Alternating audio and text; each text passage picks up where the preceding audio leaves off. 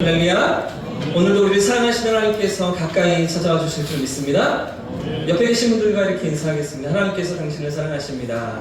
하겠습니다. 하나님께서 당신을 사랑하십니다. 한 번 더 인사하실 때 하나님께서 당신과 함께 하십니다. 고백하겠습니다.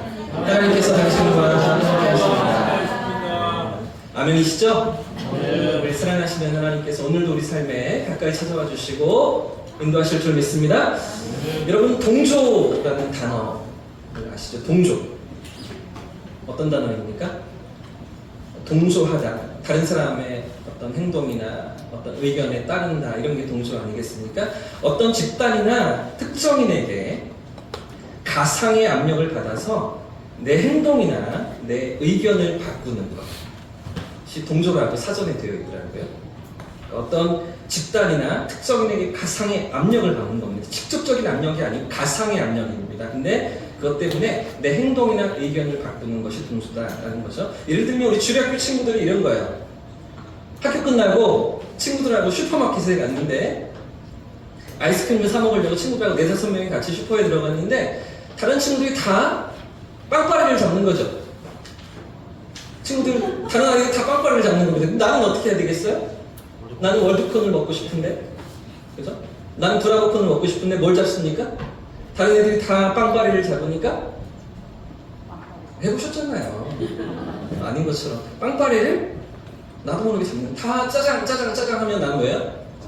짬뽕이라고 말하기가 쉽지 않은 거. 볶음밥이라고 말하기가 어렵다는 거. 이게 동조라는 겁니다. 이 동조 현상은 1955년에 미국 심리학자인 솔로몬 애쉬라는 사람의 실험을 의해서 확인되었는데요. 아주 간단한 실험이었습니다. 이런 장면인데요. 실험실 안에 7-8명의 실험 참가자들을 모아놓습니다.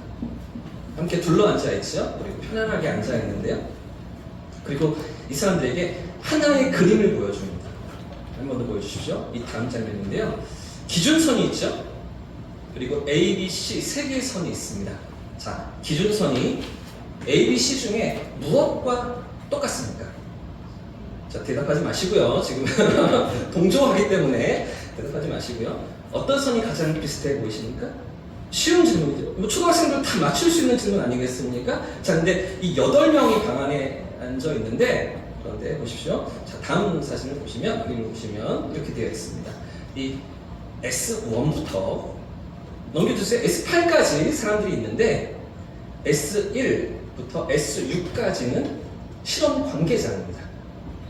그리고 S8도 마지막 사람도 실험실 조수입니다. 그리고 S7 한 사람만 실험 대상자인 것이죠. 이 사람은 모르고 있어요. 다 나와 같은 참가자라고 생각하고서 그 실험실에 앉아 있는데 S1부터 S6까지 뭐라고 대답을 해요?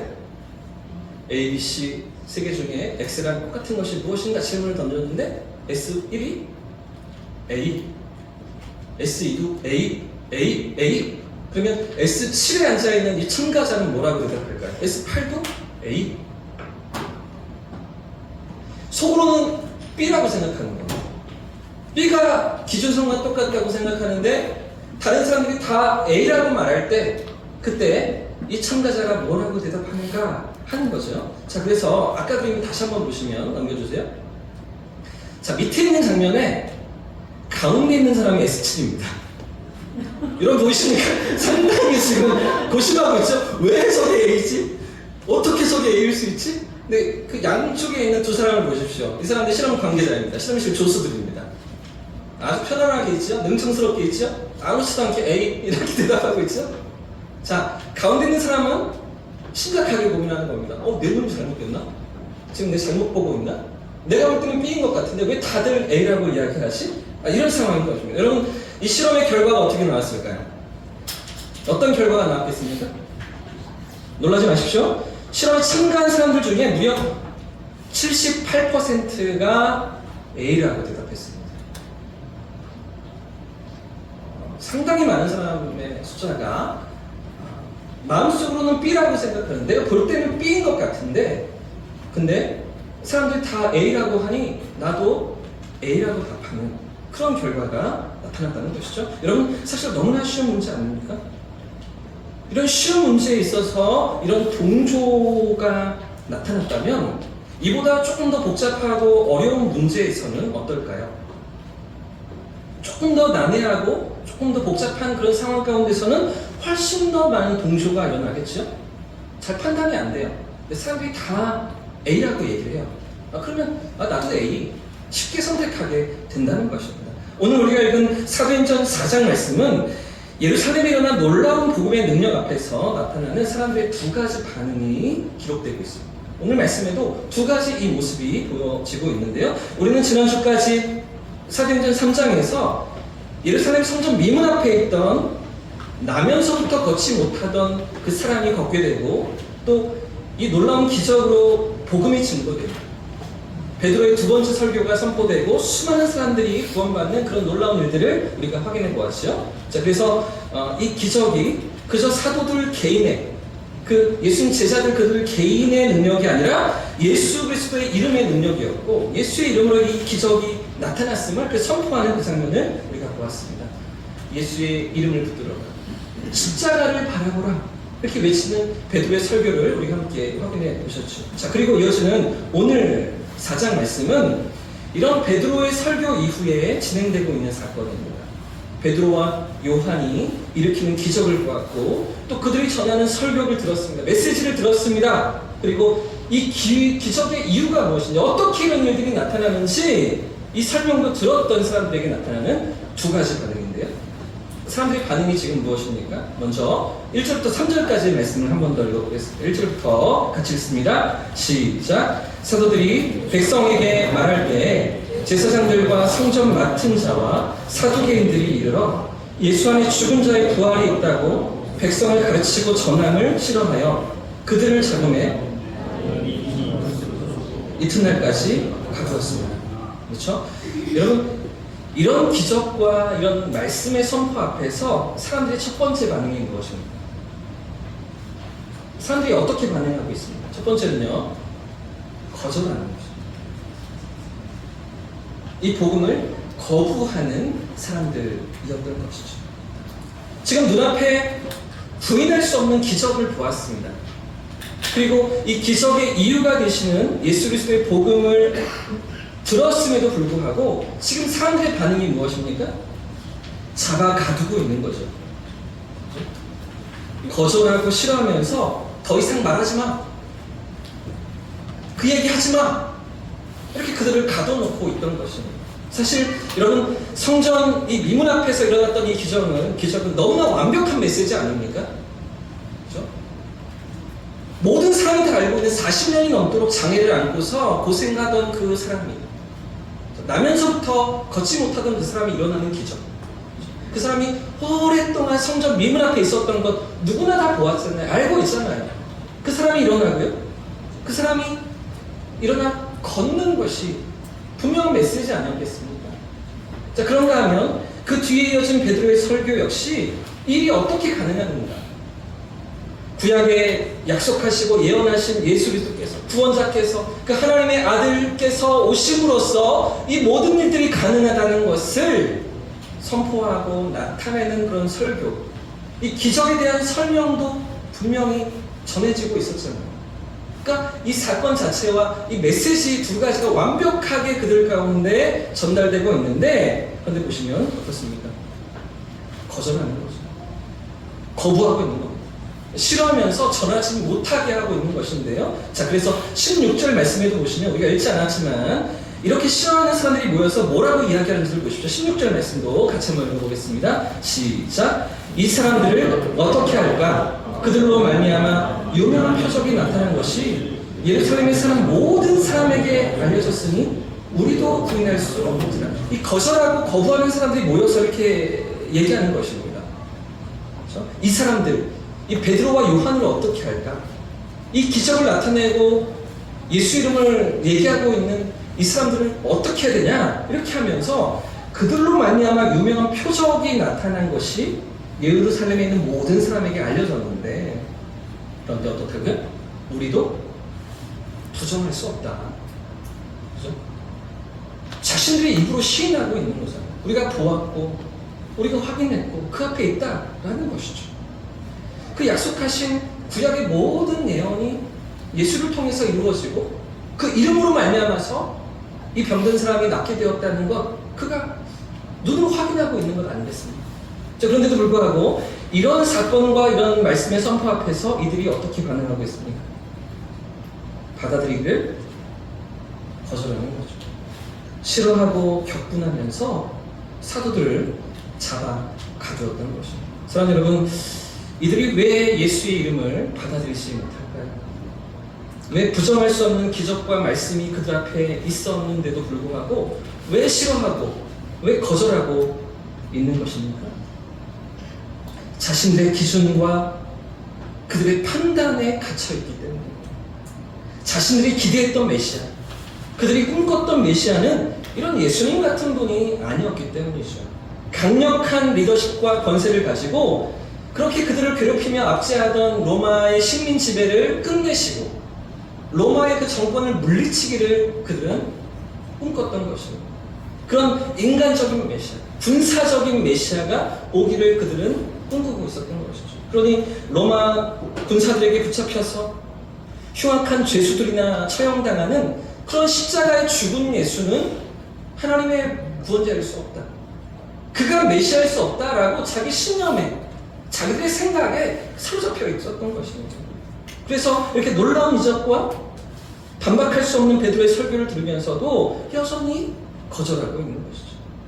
사랑하는 여러분, 우리가 이렇게 가까운 지인들을 만나거나 사랑하는 사람들을 만나서 우리가 믿는, 우리가 만난 이 복음을 전하려고 할 때 가장 어려운 부분이 무엇입니까? 우리가 좀 이렇게 용기를 내서 그들에게 하나님에 대한 이야기를 하고 예수님에 대한 이야기를 나누려고 할 때 그때 가장 막히는 부분이 어떤 것입니까? 한 사람의 세계관이 잘 바뀌지 않는다는 것입니다. 아무리 이렇게 저렇게 이야기를 해보고 이런저런 말들을 해보아도 어떻습니까? 그 사람이 이미 가지고 있는 인생관, 가치관, 세계관이 쉽게 변하지 않는다는 것이죠. 절대로 바뀌지 않습니다. 특히 나이가 이렇게 지긋한 분들의 경우에는 더 어렵죠. 더 쉽지가 않습니다. 왜 그렇습니까? 인생을 살아오면서 내가 경험하고 내가 만들어오는 이 신념이라는 것이 우리 속에 있기 때문입니다. 그 속에 이 신념이 꽉 들어차 있기 때문에 그런 인생관을 바꾼다는 게, 가치관을 바꾼다는 게 사실은 목숨만큼이나 어려운 일이라는 것이죠. 그래서 사실 전도가 어렵잖아요. 우리가 가지고 있는 이 기독교 세계관과, 그렇죠? 세상 사람들이 가지고 있는 그 가치관이 전혀 다르기 때문에, 출발부터가 다르기 때문에 조금 들어주는 것 같아 보여도 또다시 제자리로 돌아가게 되고요. 또다시 자기 신념이 꺾이지가 않고, 그렇다 보니까 하나님의 살아계심이나 우리 죄사함의 용서에 대한 부분이나 영원한 세계에 대한 이런 진리가 그 속에 심겨지는 게 너무나 어렵다는 걸 여러분 느끼지 않으십니까? 지금 여러분 본문에 등장하는 이 복음을 거절하는 사람들도 마찬가지입니다. 지금 이들이 어떤 사람들입니까? 어떤 사람들이 예수 그리스도의 이름을 거절하고 거부하고 있습니까? 자, 1절 말씀을 다시 보시면 이렇게 기록하고 있는데요. 제가 읽어드릴게요. 사도들이, 베드로와 요한이 백성에게 말할 때에 제사장들과 성전 맡은 자와 누구요? 사두개인들이죠. 자, 어떤 사람들입니까? 제사장들이었습니다. 성전을 맡은 사람, 성전의 책임자들이었습니다. 그리고 사두개인들, 종교 지도자들이었습니다. 그러니까 성전에서 아주 중요한 책임을 맡고 있는 역할을 하고 있던 그런 사람들인 것이죠. 자, 이 사람들 보십시오. 누구보다 성경을 잘 알고 있습니다.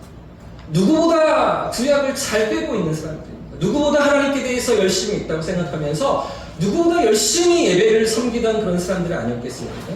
자, 보십시오. 뿐만 아니라 5절과 6절에도 보시면 더 많은 사람들이 모여서 회의를 하게 되는데 5절과 6절 말씀도 같이 한번 읽어보겠습니다. 시작! 이튿날 관리들과 장로들과 서기관들이 예루살렘에 모였는데 대제사장 안나스와 가야바와 요한과 알렉산더와 및 대제사장의 문중이 다 참여하여, 그렇죠? 여러분, 여기 어떤 사람들이 모여있죠?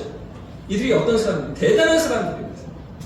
지금 유대 종교의 모든 지도자들이 다 모여서 이 사건을 어떻게 처리해야 되는가 이런 논의를 하고 있는 것입니다.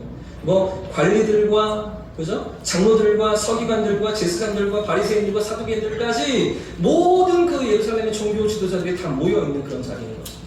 자, 그런데도 이런 그들의 반응이 무엇이었습니까? 이런 그들의 선택이 무엇이었습니까? 하나님의 뜻과 정반대편에 서는 것이죠. 하나님을 대적하는 자리에 그들이 서고 있는 것입니다. 사랑하는 여러분, 오늘 본문이 우리에게 무엇을 말하고 있습니까? 오늘 본문이 우리에게 무엇을 도전하고 있습니까? 신앙 경력이 우리의 믿음을 보장하지 못한다는 것이죠. 우리의 직분이 진실한 믿음을 보상해 주지 않는다는 것입니다. 오래 믿었기 때문에, 신앙생활을 몇 년 했기 때문에, 10년, 20년 했기 때문에, 교회 안에서 이런 직분과 섬김과 역할을 감당하기 때문에 진실한 신앙인이다, 아닐 수도 있더라는 것입니다. 과연 내가 주님 편에 서 있는가? 오늘도 내가 주님 앞에 깨어 있는가? 주님이 원하시는 자리에 있는가? 우리의 마음과 우리 중심이 하나님 앞에서 진실하게 반응하고 있는가? 이것이 있어야만 진짜 믿음이라는 것이죠. 사랑하는 여러분, 오늘 우리는 주님 편에서 살아가고 계십니까? 여러분은 주님 편에 서기를 애쓰시며 선택하고 계십니까? 자, 본문에 등장하는 이 사람들은 유대교의 최고 종교 지도자들이었습니다. 그 시대에 가장 존경을 받는 사람들이었고요, 가장 인정을 받던 사람들이었습니다. 누구보다 경건한 신앙인이라고 불려지던 그런 사람들 아니었겠습니까? 그런데도 이들의 선택이 무엇입니까? 이들의 반응이 무엇입니까? 자기 생각에 갇혀서, 자기 신념에 사로잡혀서 하나님과 정반대편에, 하나님 없는 자리에 그들이 서 있던 것이죠. 사랑하는 여러분, 날마다 은혜 앞으로 나아갈 수 있기를 원합니다. 날마다 주님의 인도하심을 구하면서 겸손히 주님 앞에 서는 저와 성도님들 되시길 축복합니다.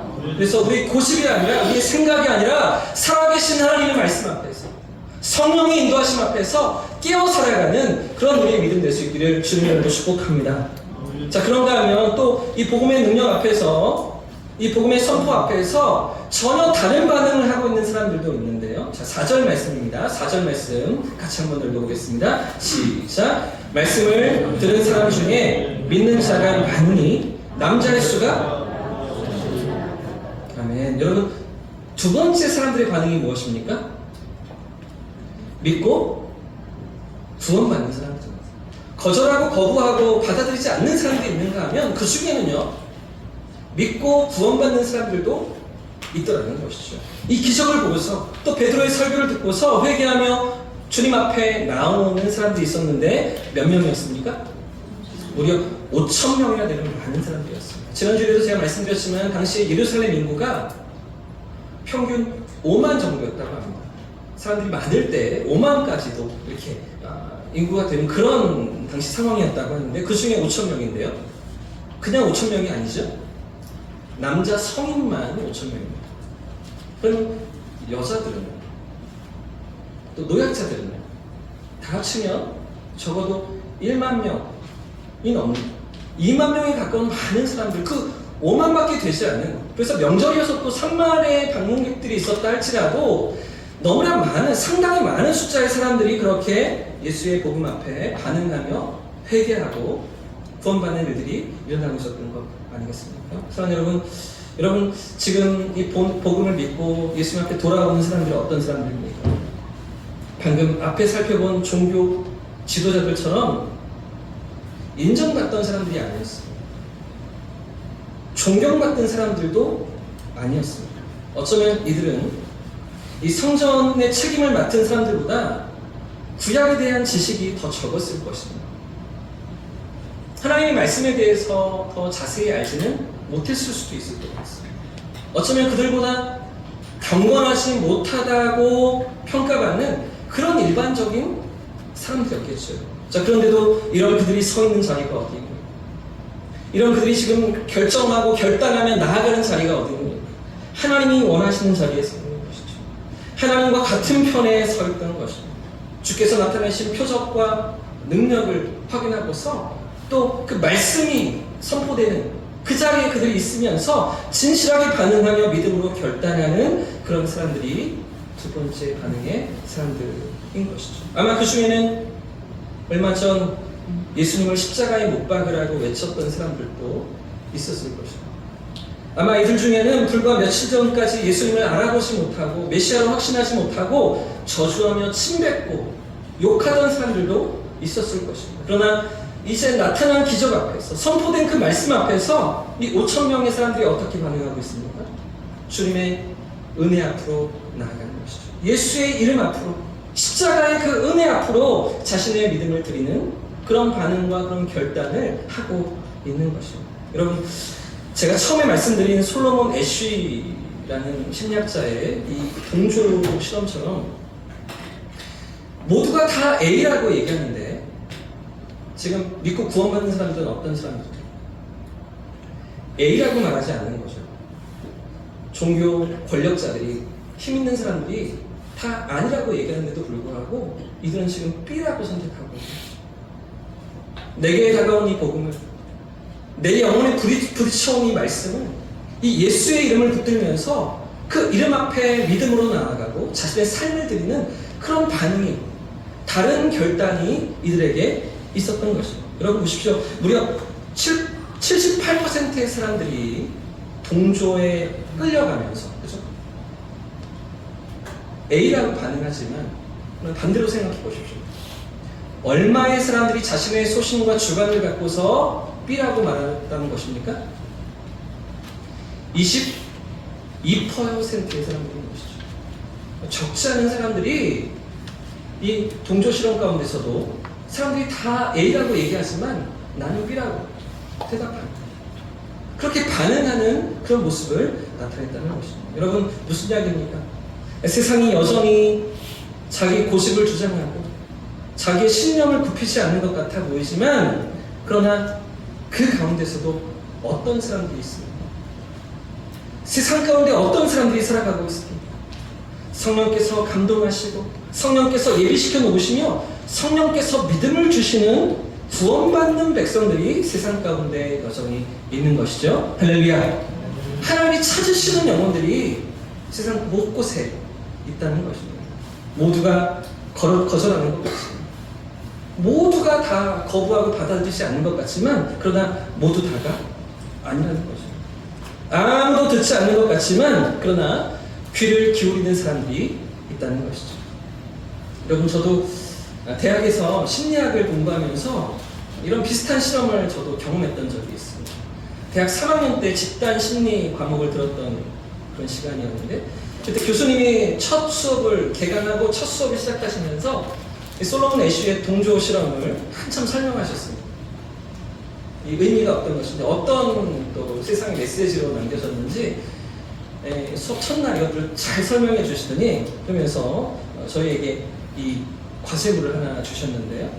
4명씩 팀을 꾸려서 이 동조 현상을 확인할 수 있는 프로젝트를 진행해봐라. 한 학기 동안.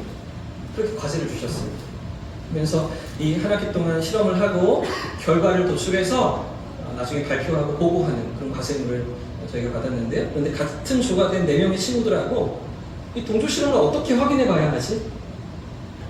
어떻게 실험을 계획하고 진행이 될까? 뭐 이런 한참 고민을 하다가 이런 실험을 해보기로 했습니다. 학교 도서관이 있잖아요. 대학교 도서관 앞에 책상을 하나 가져다 두고요. 그리고 우리 4명 중에 한 사람이 거기에 앉아 있는 거죠. 그리고 바람잡이 친구들을 몇 명 데려다가 5명을 그 책상 앞에 세워두는 겁니다. 학교 이제 도서관 입구에 책상이 있고 거기에 한 사람이 앉아 있고 5명이 이렇게 줄줄이 서서 도서관을 들어가면서 학생증을 보여주고 들어가는 겁니다. 어떤 설명도 있지 않습니다. 어떤 안내도 있지 않습니다. 그냥 바람 잡는 아이들이 이 학생증을 꺼내서 보여주고 그리고 들어가고, 그 다음 사람이 꺼내서 보여주고 들어가는 이런 상황을 연출했는데요. 자, 그런데 원래는 그런 게 없잖아요. 그런데 어느 날 갑자기 도서관을 가려고 이렇게 향해 가는데 책상이 있고 학생들이 이렇게 학생증을 꺼내서 보여주고 들어가는 거죠. 자, 그런 길 가운데 다른 학생들이 어떻게 반응했어요? 다른 친구들이 어떻게 행동했어요? 줄줄이 뒤에 서는 겁니다. 쪼르르 줄을 서는 겁니다. 그리고 학생증을 준비하고요. 그 앞에 있는 사람이 학생인지 직원인지 교수인지도 모른 채로 학생증을 보여주고 걔는 이렇게 뭘 전문 척하고 이렇게 A4지에 적고서 그리고서 들어가는, 그러면서 도서관에 들어가는 그런 일들이 저희가 확인할 수 있는 동조 실험이었습니다. 저희 팀이 그 연구 보고를 하고서 학점을 어떻게 받았을까요? A+를 받았습니다. 교수님이 너무 잘했다고, 너무 재밌는 실험이었다고 칭찬하시면서 이렇게 언급해 주셨는데, 자, 그런데 여러분, 그런 중에도 줄줄이 다 써서 학생증을 준비하고 보여주고 들어가는 그런 가운데서도 그냥 들어가는 학생이 있었을까요? 없었을까요? 무시하고 들어가는 학생도 있는 것이죠. 왜 내가 학생증을 보여줘야 돼? 저 뭐야? 어저께까지 내가 그냥 들어갔는데, 이렇게 생각하면서 그냥 들어가는 학생들도 있었던 거죠. 제가 시간이 많이 지나서 통계가 정확히 기억나지는 않지만 상당수의 학생들이 학생증을 꺼내 보여주지 않고 무시하고 지나가는 그런 모습들이 기억이 납니다. 여러분, 제가 지금 무슨 이야기를 하고 있습니까? 우리가 사는 세상에 다 같은 사람들이 아니라는 것이죠. 다 똑같은 반응이 아니라는 것이죠. 그 중에 어떤 사람, 이 세상 가운데 어떤 사람은 인생의 깊은 쓴맛을 경험하면서 지푸라기라도 잡고 싶은 심정인 그런 사람들도 있겠죠.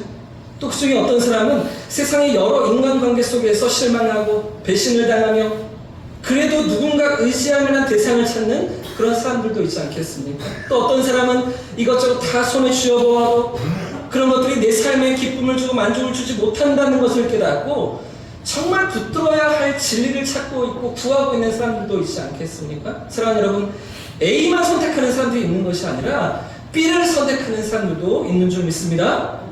하나님이 예비하신 구원받을 백성들이 세상 가운데 있는 줄 믿습니다. 그래서 지금 또다시 베드로가 외치고 선포하는 메시지가 무엇입니까? 자, 8절부터 10절까지의 말씀인데요. 8절부터 말씀을 같이 한번 더 읽어봅니다. 시작! 이에 베드로가 성령이 충만하여 이르되 백성의 관리들과 장로들아, 만일 경사에게 행한 착한 일에 대하여 이 사람이 어떻게 구원을 받았느냐고 오늘 우리에게 질문한다면 너희와 모든 이스라엘 백성들은 알라. 너희가 십자가에 못 박고 하나님이 죽은 자 가운데서 살리신 나사렛 예수 그리스도의 이름으로 이 사람이 건강하게 되어 너희 앞에 섰느니라. 할렐루야. 여러분, 지금 베드로는요, 지금 이 자리에 있는 요한은요, 이 종교 지도자들에게 붙들려서 신문을 받고 있는 그런 상황입니다. 그래서 7절 말씀에, 그 위에 보시면 7절에 사도들을 가운데 세우고 그 대단한 최고의 권력자들이 베드로와 요한을 가운데 세우고 묻는 거죠. 너희가 무슨 권세와 누구의 이름으로 이 일을 행하였느냐, 이렇게 따져 묻고 있는 거죠. 이렇게 다그치고 있는 거죠. 그런데도 성령 충만한 베드로가 외치는 메시지가 무엇입니까? 방금 우리가 읽었던 말씀의 핵심이 무엇입니까? 따라해 보겠습니다.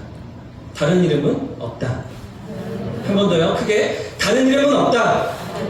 그렇습니다. 다른 이름은 없다는 것이죠. 우리의 구원을 위한, 하나님이 약속하신 영원한 그 생명을 위한 다른 길은 없다라는 것입니다. 그 모든 위협에도 불구하고, 그 모든 핍박에도 불구하고 여전히 예수의 이름을 선포하는 사도들인 것이죠. 사랑하는 여러분, 오늘도 우리가 세상 가운데 선포해야 될 메시지가 무엇입니까? 우리가 세상 사람들에게 증거하고 전해 주어야 할 복음이 무엇입니까? 예수 그리스도의 이름인 줄 믿습니다. 모든 삶의 소망이 되시는, 모든 믿는 자에게 구원을 주시는, 죄 가운데 신음하고 사망의 저주 아래 인생의 어떤 소망도 품을 수 없는, 삶의 어떤 만족을 추구하며 얻는 것 같지만, 원하는 것을 갖는 것 같지만, 손에 쥐어보는 것 같지만 어느새 다 잃어버리고 죽음을 향해, 사망을 향해 달려가는 인생들에게 세상 가운데 예수의 이름을 선포하며 영원한 생명을 선포하는 그런 하나님의 백성들로 우리가 살아가기를 주님 원하시는 것이죠. 다른 이름은 없다. 다른 길은 없다. 예수의 이름을 통해서만 우리의 죄를 용서하시고 우리의 모든 죄를 사하시는, 구원의 길로 인도하시는 하나님의 놀라운 복음을 선포하십니다. 그런 성도들로 살아가기를 주님 원하시는 것입니다. 오늘 본문은 예수 그리스도의 복음 앞에서 반응하는 두 종류의 사람을 우리에게 보여주고 있습니다. 똑같은 기적을 보았습니다. 똑같은 복음을 들었습니다. 그러나 반응이 어떻습니까? 한쪽에서는 여전히 싫어하고 거부하죠. 그러나 다른 한쪽에서는 어떻습니까? 주께서 구원받을 백성들을 예비하시는 줄 믿습니다. 여전히 찾으시는 영혼들이 있는 줄 믿습니다. 그렇기 때문에 오늘 우리도 이 복음을 나누어야 하는 것이죠. 이 복음을 선포해야 하는 것입니다. 사랑하는 여러분, 오늘 우리의 삶에도 이런 담대한 믿음이 있어지시기를 축복합니다. 거절하는 사람들은 여전히 거절할 것입니다. 불편해하는 사람들도 여전히 불편해할 것입니다. 그러나 그 가운데서도 구원받을 사람들, 진리를 찾는 사람들, 하나님께서 마음을 여시고 준비시켜 놓으신 그 영혼들이 우리 주변에 있는 줄 믿고 하나님의 그 사랑과 구원의 복음을 마음껏 드러내고 자랑하는 저와 우리 성도님들 되시기를 예수님 이름으로 축복합니다.